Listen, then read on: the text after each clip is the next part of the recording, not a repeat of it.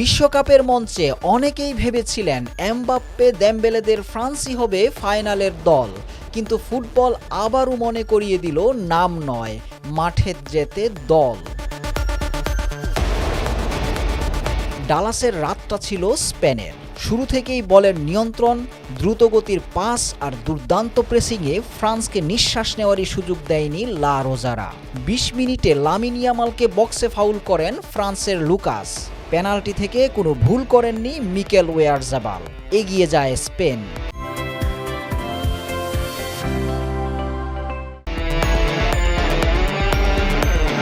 গোলের পর আরও আত্মবিশ্বাসী হয়ে ওঠে স্প্যানিশরা।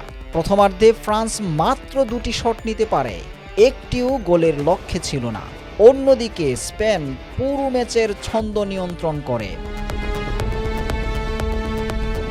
দ্বিতীয়ার্ধে ফুটবলার আর কৌশল বদলে চেষ্টা করেছিল ফ্রান্স, কিন্তু বদলায়নি ম্যাচের গতিপথ। ৫৮ মিনিটে দারুণ এক 1-2 পাস খেলে পেদ্রো পোরো গোল করে ব্যবধান দ্বিগুণ করেন। সেই গোলেই শেষ হয়ে যায় ফরাসিদের স্বপ্ন। যে এমবাপ্পে, দেমবেলে আর ওলিসিকে ঘিরে ছিল এত আলোচনা, তারা পুরো ম্যাচেই ছিলেন নিষ্প্রভ। স্পেনের মাঝমাঠেই আটকে গেছে ফরাসিদের গতি। আর ১৯ বছরের লামিন ইয়ামাল আবারও দেখিয়ে দিলেন ভবিষ্যৎ নয়, তিনি বর্তমানেরও তারকা।